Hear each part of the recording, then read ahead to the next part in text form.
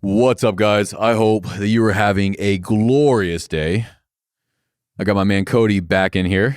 Back in action, baby. This is going to be a fun podcast today. It is. I am stoked on it. So last night I texted Coty and I said, what should we talk about tomorrow?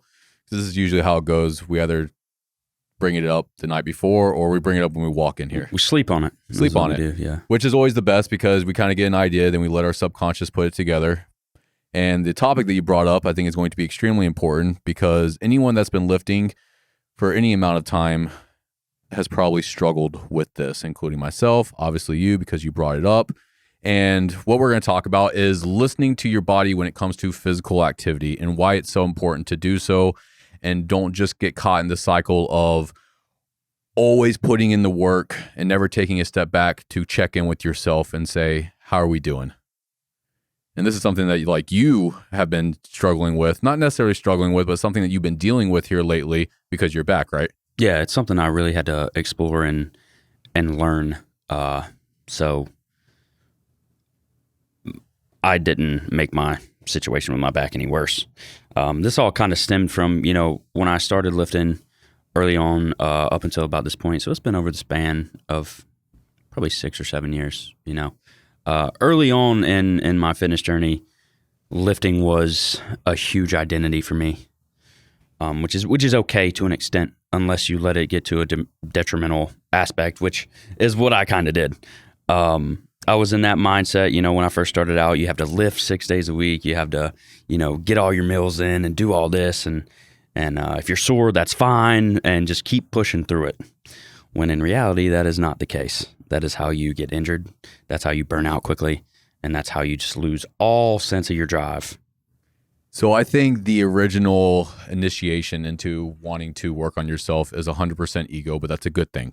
It is a very good thing because you want more for yourself.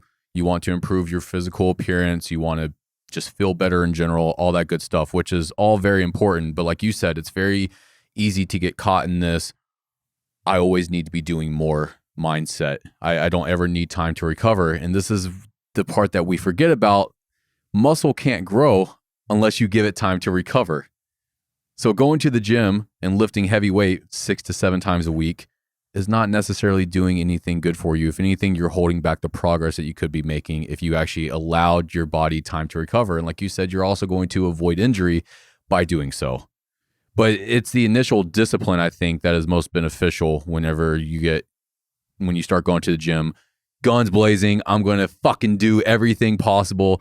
And if you can stick to that, you're building discipline at rapid speed, including your meals. You brought up the meal thing. I was getting in my meals every single day, every 2 hours, whatever it is. You're building discipline at a rapid speed, and that can be extremely beneficial to people.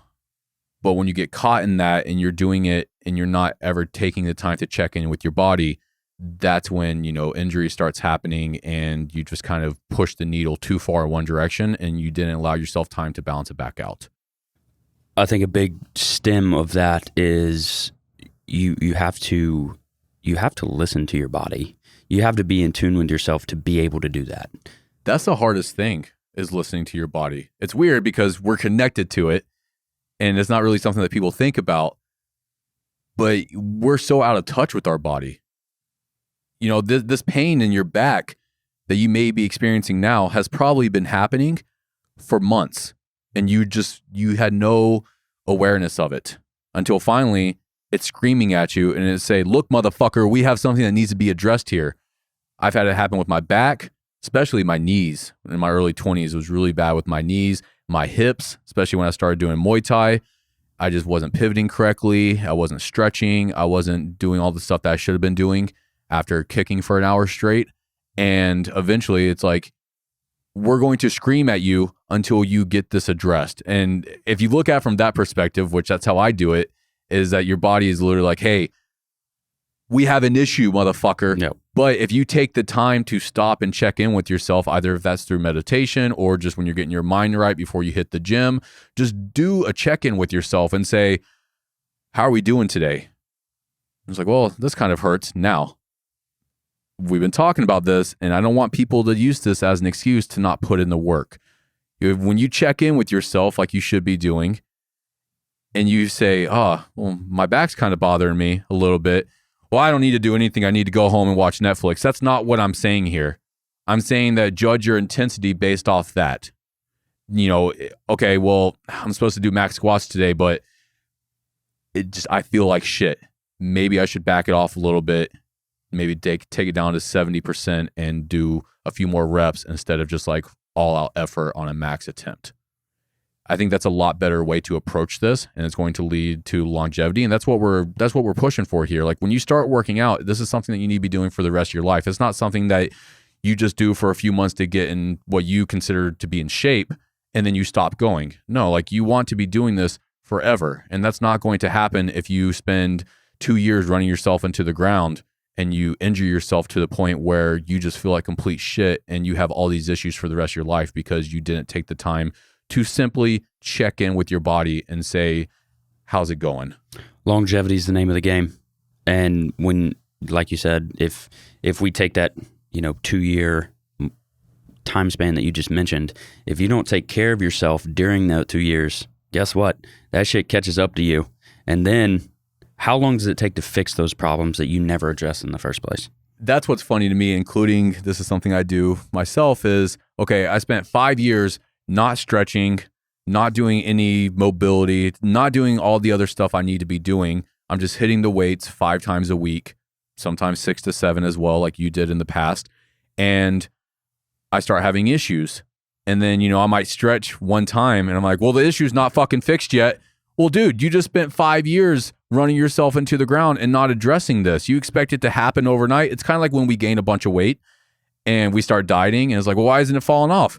You think that just appeared overnight? No, it took 3 years in order to get 50 pounds overweight, and it's not going to take 3 years to get it off. Fortunately, if anything, we should be grateful that it doesn't take that long. But either way, we want it now. Whenever something is wrong or there's an issue with something, we want the solution now. And that's part of our culture now. We should do an entire episode on that. Oh, that's a good But one. we want the solution now. Well, you fucked up for a long time, and it's going to take a little bit of time to unfuck yourself. And that's the reality of it. But that's the process that you need to kind of like switch your mindset and enjoy that. Okay, cool. Like, well, now I can learn something new. It's like when we both started doing yoga. Yoga is it's not uncomfortable. Actually, no, it is very uncomfortable. It is very uncomfortable. Dude, my hamstrings, I've been doing this for like a year now. My hamstrings still scream at me every time I get into pigeon or lizard or anything like that. But at the same time, what yoga has done for me is it has made me aware of my body. There was shit going on in my body that I had no idea was an issue, and yoga brought it to the surface. And now I can see, I really feel like I can address an issue at the beginning of it now compared to whenever it's screaming at me in order for me to like be paying attention to it. Would you say the same? Yeah, and it's like we mentioned before, it's taken a lot to get in tune with myself to understand that process. And a big problem for me, and I think for you as well, is when we did start lifting, my worth was based a lot on the quality of my workout and if I went to the gym that day. Oh, it was everything. It was everything. And once again, there's benefits to that, but it can also be extremely detrimental, especially over the long run. When you base your entire identity off your physical appearance, you end up being a fucking basket case on the inside. It got to the point with me that if I didn't go to the gym that day, I was irritable. If I didn't work out, I was like, what are you doing, man? Like, we're just regressing. When in reality, that's what you need to be doing. The shit doesn't happen in a day, and it also doesn't regress in a day. No. I think that's probably one of the most toxic things that people like us get in our heads whenever we're lifting is, if I don't work out for the next 2 days, I'm going to lose all this muscle. No, dude. No. If anything, like you're going to grow more muscle because you're allowing the muscle time to recover. So let's talk about, because once again, I don't want people to be listening to this and use it as an excuse to not continue working, because there's so many other alternatives that we need to be addressing to make sure that you're still improving every single day, because that should be the main goal, getting a little bit better every single day, even if it's just by 1%, you're still doing something. So let's say you're not in the gym, or you need to take time off because you just wrecked your body from just beating the hell out of it. Because that's what we're doing. We're beating the hell out of our body. We're not allowing it time to recover. What is your favorite thing to do in that downtime in order to not feel like a piece of shit, because that's what happens. You get this little voice in your head and you feel like you're a piece of shit for not going to the gym or for not eating correctly or whatever it is. What do you do? I had to redirect my perspective based around that. And it came along to, like you said, improvement is improvement, regardless of what kind of improvement it is. So if I'm supposed to be scheduled for a heavy push day or something, and I'm just beat up and can't feel it, I'll do yoga and still mentally be able to understand that we're improving without being at the gym. It is possible. It is. So either, some things that if I'm not going to work out, I'll use that time to stretch, to read, to meditate, to go on a hike. Like it doesn't really, even if it's not physical, forward progress, it's still progress to some degree that's going to give my body time to recover. I might learn something about it in the process. But in the end, it's all still forward progress. And when you look at it that way, it definitely changed my perspective around my self-worth, because it was so rooted in getting in the gym, getting, the best workout possible I could do. But when you take a step back and you allow yourself to, explore these other forms of physical activity that also help you, that was a big pivotal turning point for me. Recovery is progress. It's the most important. It is the most important, but it's the one thing that we neglect because it's not sexy. It doesn't feel productive. No, there's not a bunch of motivational speakers talking about how you need to recover because it doesn't get people amped up.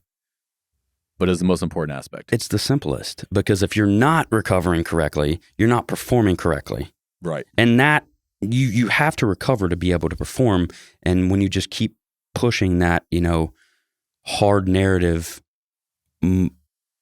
constantly, you're going to run yourself into the dirt. And when you run yourself into the dirt, guess what you have to do? You have to spend weeks recovering in order to get back to where you were. And not just physically. No, mentally. I would say it's mentally more than physically. For me, for sure. Yeah. And I think for a lot of people it is, because, when you make weightlifting in the gym your escape, and that might be your only big escape, something happens and you can't do that, it puts you in a terrible, terrible place. I do it with the gym, but I also do it with business. And that's the hardest part for me, is not just running myself into the ground and instead learning how to balance it, where I'm taking time every day to recover, even if that's just at night, which is usually when it happens. When I wake up, I'm usually hitting the ground running, but I've really made it a point the last 90 minutes of the day to take time to decompress. I'm not working. I'm not doing anything physical. I'm allowing my body to just soak it all in. But that's hard. It's extremely hard to do, especially if you're an ambitious person that just wants to be getting shit done, because you feel like when you're not getting shit done, you're not making any progress. But that's what I want people to take away from this episode, is that recovery is progress. You need to shift your perspective on it and realize that when you are taking time to recover effectively, either if that's through meditation, reading, going on a walk, just doing during axes, just doing something that is still allowing you to improve, but also allowing your body to kind of catch up with all this work that you've been demanding from it, you're going to see so much more progress over the long run. And that is the goal, is getting as much progress as you can by the time that the story ends. And by that, I mean by the time you die. This isn't something that is just like, oh, I want to get as much done as I can in a week. No, like, how much can I get done my entire life? Well, if I spend fucking a year running myself into the ground physically and mentally, and I don't take any time to recover, then I'm not going to be doing this very long.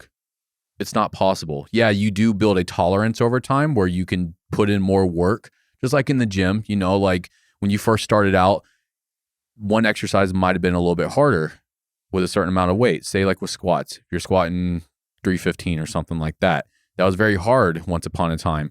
But over time, you built a tolerance to it, you got stronger, and you're able to do that weight for reps. When once upon a time, you can only do it for one.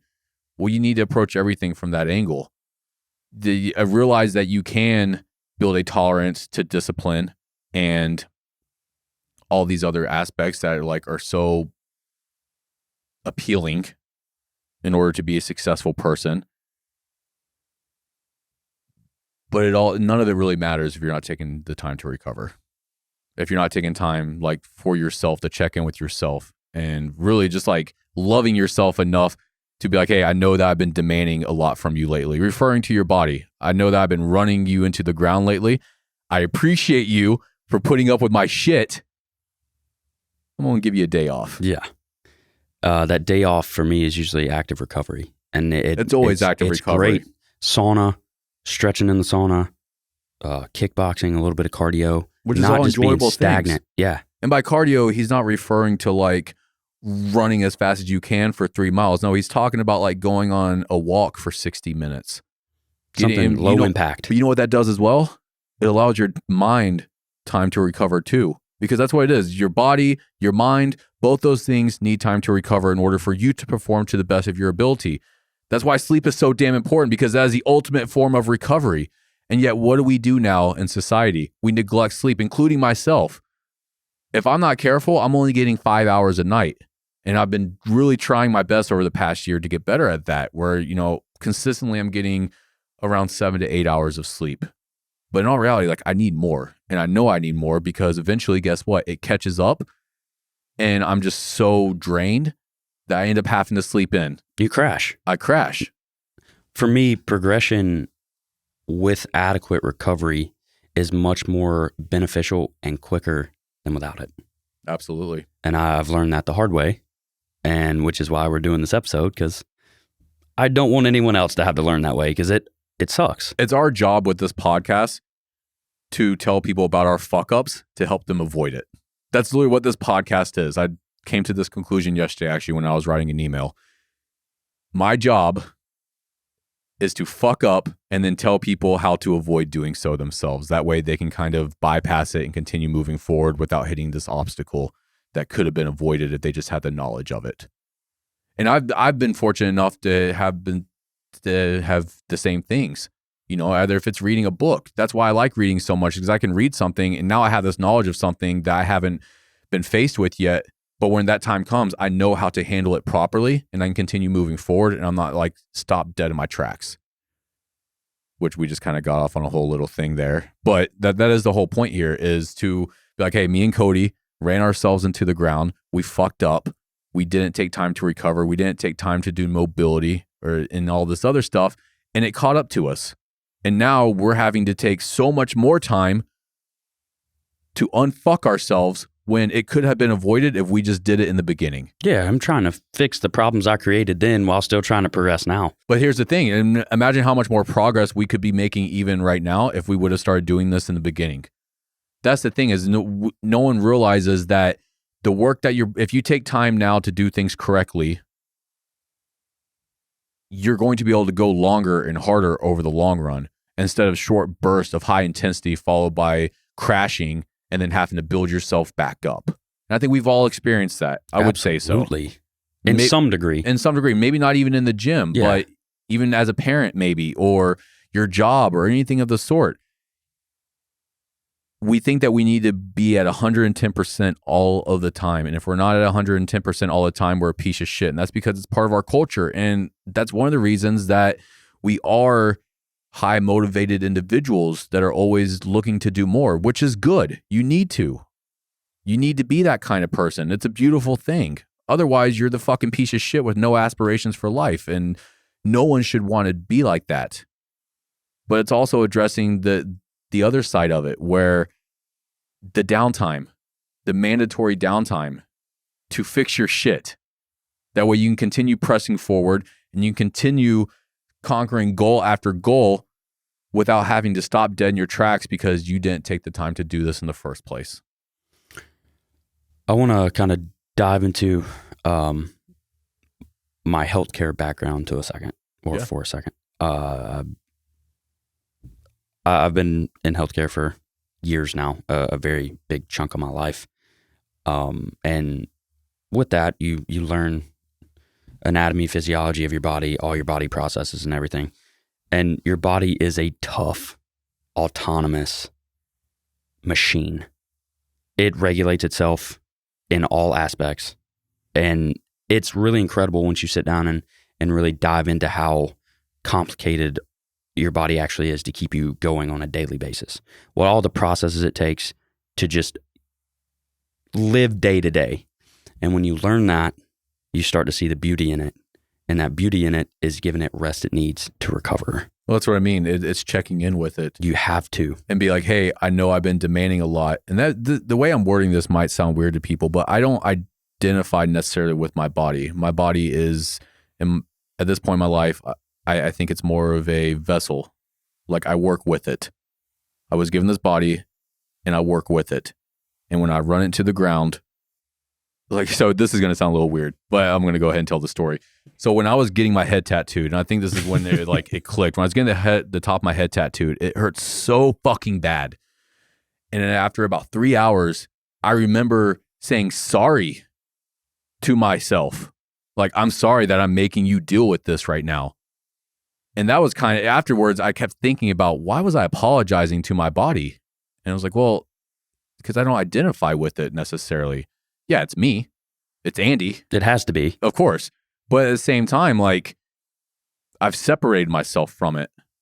It's a weird thing. It's a very weird concept. And hopefully I'm not like just fucking throwing people off right now. And if I am, what the fuck ever. But either way, that's the way that I look at it now, is when I'm putting in the work and I know that I've really been pushing it.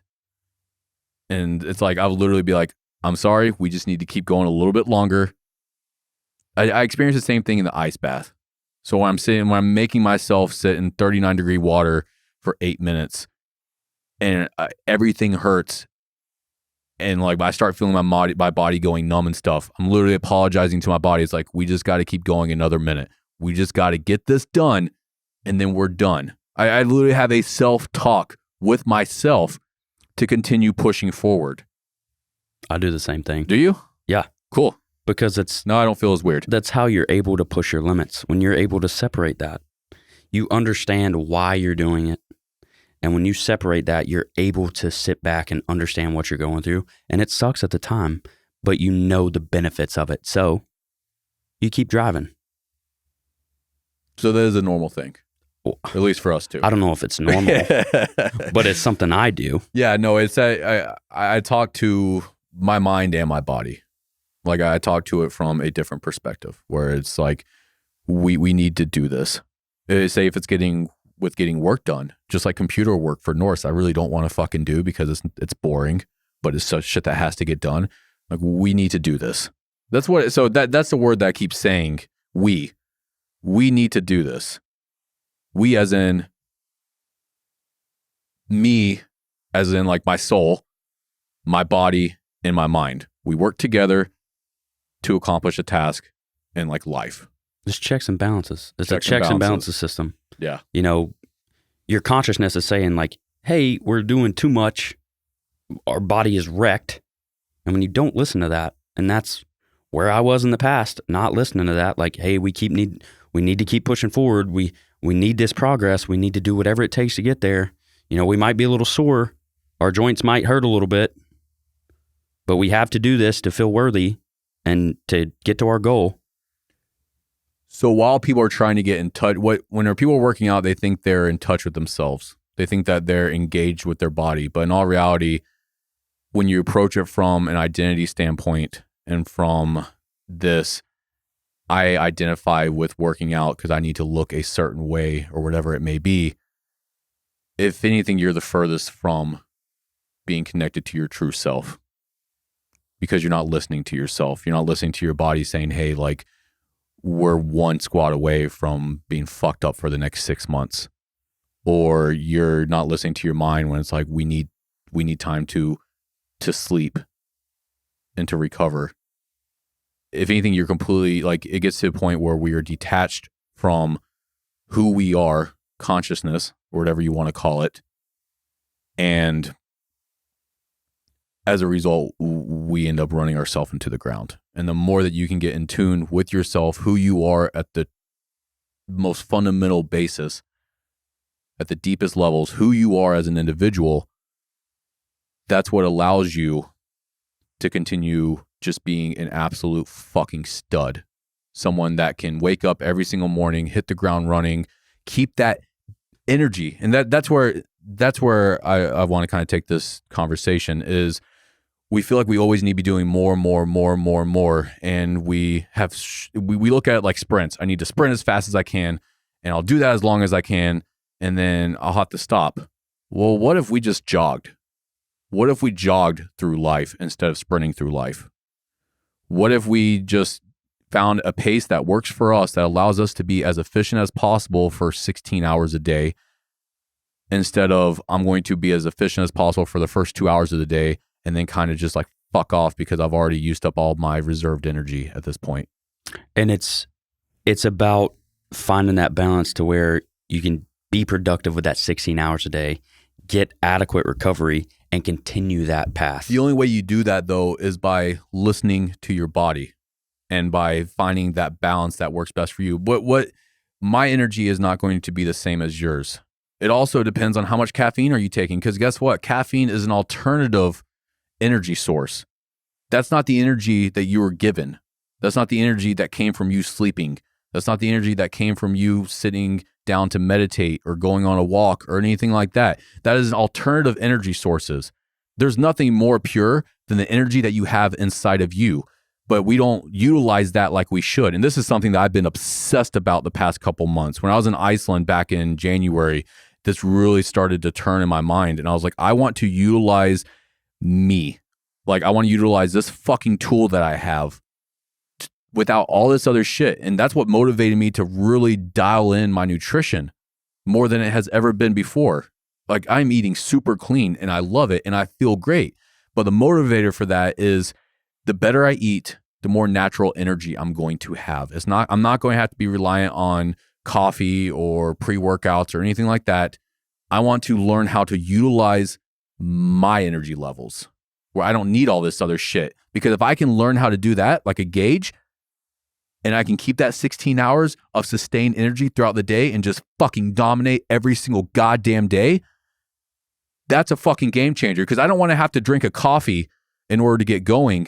And then 3 hours later, I'm fucking crashing because I relied on outsourcing my energy that I already fucking have to myself, but I'm not prioritizing it with sleep. Where if I would have just got an extra hour of sleep, I wouldn't need the goddamn coffee.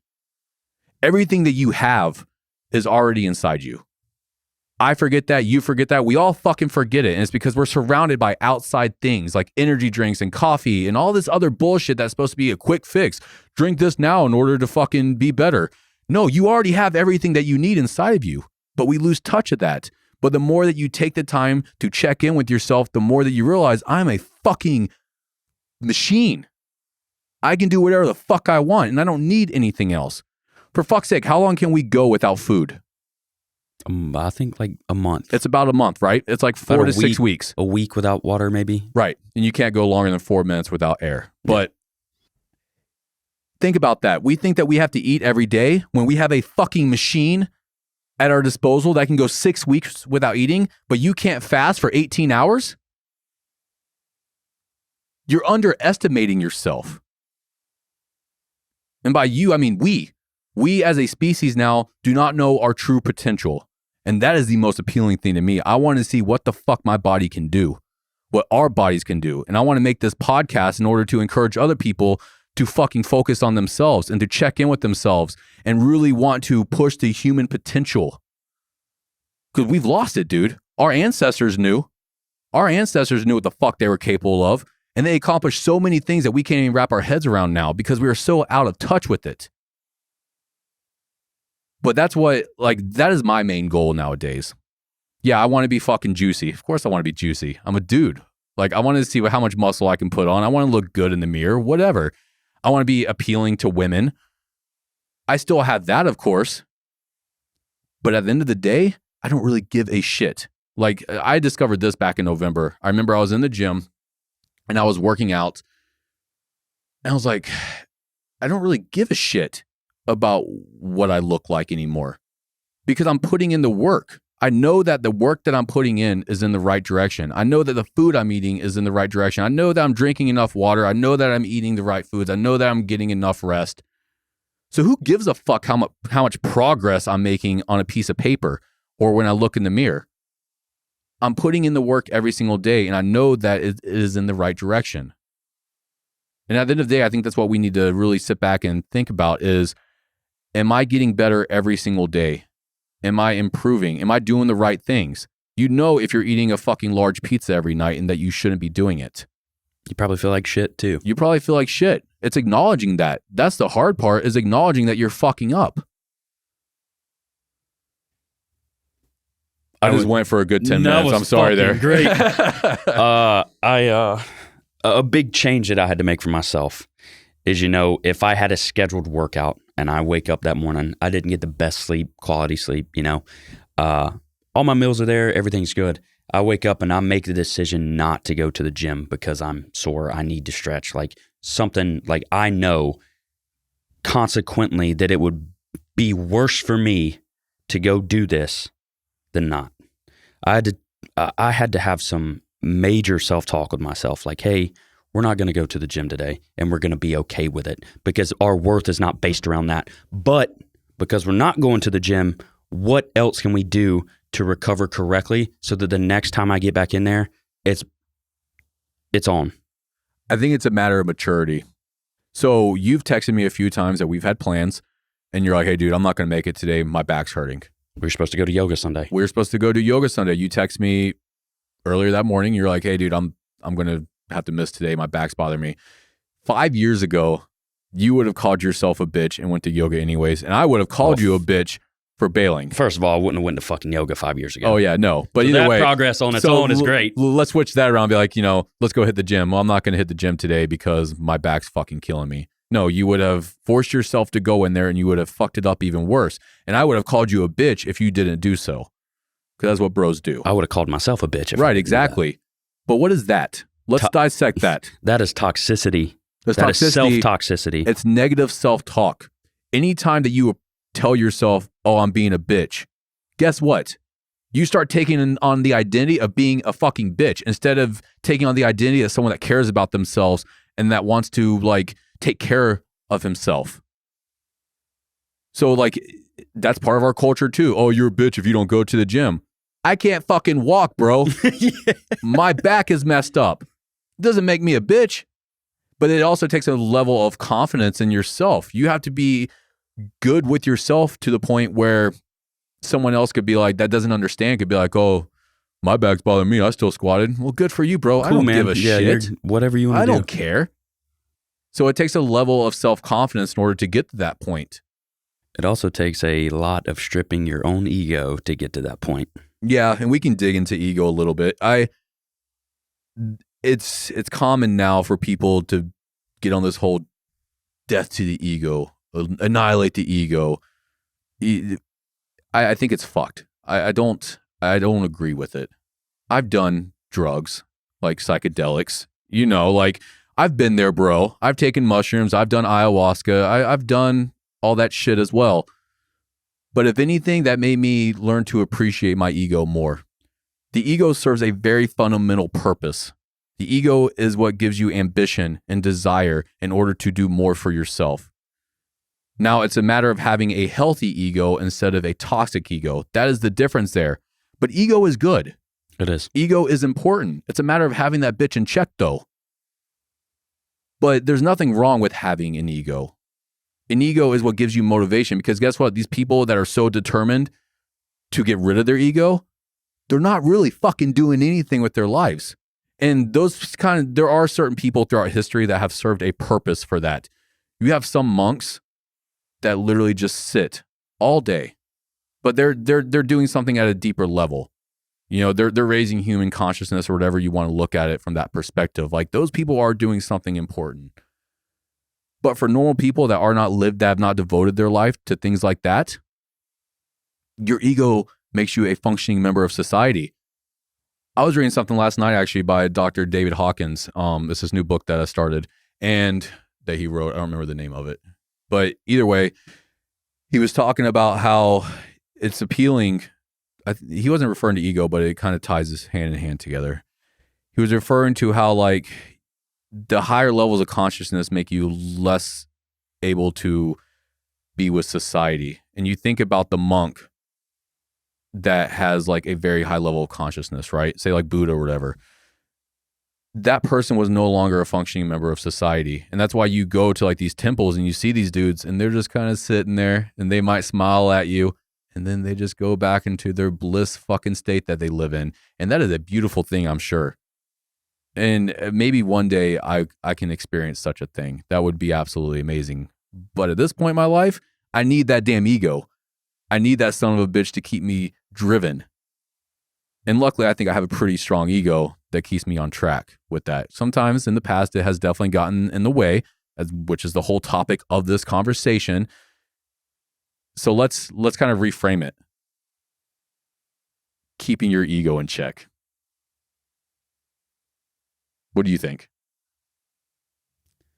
It's one of the things that I had to really deal with. So I know how important that is. And it's also one of those things that's a fundamental part of your consciousness, so you can't really get rid of it.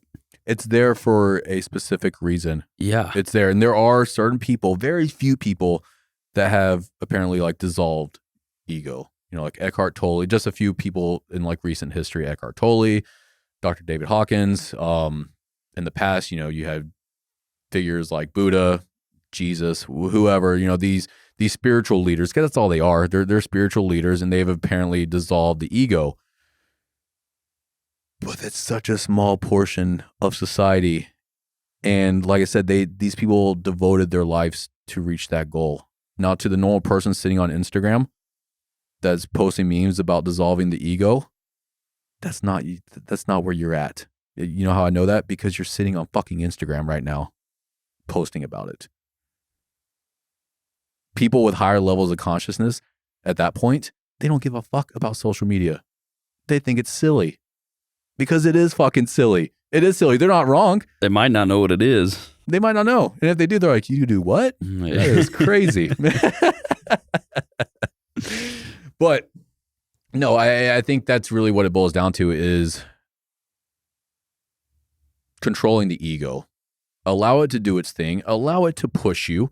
Allow it to make you want to be a better person. Allow it to help you reach your full potential. But don't let that bitch get in the way where it's detrimental to your well-being, your health and happiness. It's all balance, guys, which is the hardest fucking thing to do. That line. Oh, it's so hard. It's so thin. It's so hard to balance everything. Man, balancing work and being a dad, balancing fitness and recovery, balancing reading and... Well, actually, I just wish I could read all the fucking time. But, you know, it all, or social media use, we'll use that because that's something that people struggle with. Balancing social media use with not using social media. Because at this point, yeah, you kind of have to in order to operate in society now, which I fucking hate, but I've came to terms with it. But guess what I do? I have a separate phone now. I don't think I've talked about this on the podcast. I deleted social media, all social media, including Gmail, off of my main phone. The phone that I carry around everywhere doesn't have any social media at all. And I have some old piece of shit phone that is like barely functional, which makes it better for this purpose. And I downloaded Instagram on there and the other shit that we use for Norse. And I keep that either in my car or I keep it in the office at Norse. And I've gotten to the point where I check social media about 5 minutes a day. And let me tell you this right now, guys. My productivity is through the roof. This energy, this internal energy that I've been referring to throughout this episode, that is through the roof because I'm not draining it on stupid shit on my phone. I'm applying it to what I'm doing right now in this present moment, shit that I need to get done that's actually moving the needle. And my mood, my happiness is through the fucking roof. I'm so much happier. I wake up in the morning just smiling, ready to go. And it has happened. I've taken breaks from social media in the past, like the longest was 9 months or so. But now it's like, well, I need it for business. I understand that.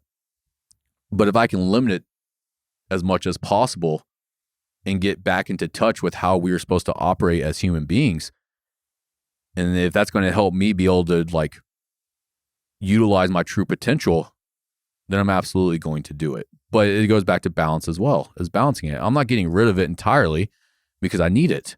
It's nice. It's nice. It is nice. It really is. And it's all perspective based because, it's not attaching. Sorry, I didn't mean to cut you off. It's a matter of not attaching to it. It's not as identifying. Like you were talking about before with the gym, you identified with working out. Your entire identity was based around working out. Well, there are people that identify with social media. It's a matter of not doing that. Just realizing that's something fun to fucking do every once in a while. But then knowing when to turn it off and to do something better. Balance. Balance. Balance, balance, balance. The hardest thing to do as a human being, but we can all do it. It's necessary. I think the only way we learn to balance, though, is by slowing down. You either do that voluntarily or involuntarily. Either way, it's going to happen eventually. It's going to happen. Whether you want to run yourself into that or you want to consciously take control of it before it gets to that point. And now what happens then is also a whole discussion that we won't get into. But, some people, they burn out. And then guess what they do? Revert. Drugs, alcohol, shit like that. That is just making it worse and worse. When you reach a point where you're burned out, you just need to stop. You need to stop everything. You need to go out to the woods, whatever you need to do. You just need to detach. Recenter yourself, which recentering is just a matter of balance once again. And then you recharge and you get the fuck back out there and you dominate. But each time that you recenter and you find that balance, you learn how to apply it to your everyday life. And that's what I want people to take away from this episode before we wrap this up. We need to put more emphasis on balancing our energy throughout the day, because that's going to be able to make you a goddamn workhorse every day moving forward. And the more that you practice it and the more that you prioritize putting in the work and taking the necessary downtime, the more you're going to be able to push forward in the long run. And that's where we're going to wrap up this episode of the Norse Mentality. Coty, I'm glad to have you back on, bud. Dude, I'm not going to lie. I've missed this. You missed this. I've missed this. And I want to give a quick shout out to everybody that listens and those of you that have messaged me in the past about, how beneficial this has been to your life, your progress. It's overwhelming. I get at least 20 messages a day, sometimes 50 or so. And it is absolutely amazing to hear how much this podcast is helping people, which is why we do it. Like, we don't make money on this damn thing. I'm sure some of you guys buy Norse Fitness merch, which I truly appreciate with the utmost amount of gratitude. Thank you for listening to the podcast. Thank you for buying Norse Fitness merch. Thank you for sharing it with your friends and family and other people that you think that it could serve value for. And thank you for just reaching out to us to tell us that it's helping you, because that is the best feeling in the world, is to know that we're making an impact. So I'm glad you brought that up, because it's not something that I really ever talk about. But yeah, just expressing a little bit of gratitude to you guys for listening to this podcast and for sharing it and for just supporting the whole thing. We appreciate you. And with that being said, if you need anything, please reach out to me on Instagram at Andrew Cliff Lewis. Coty, how can they find you? You can find me on Instagram at Coty_Whitley. And this podcast is a product of Norse Fitness. You can find out more about it by visiting the website norsefitness.co. Thanks for listening, guys. We'll talk to you soon.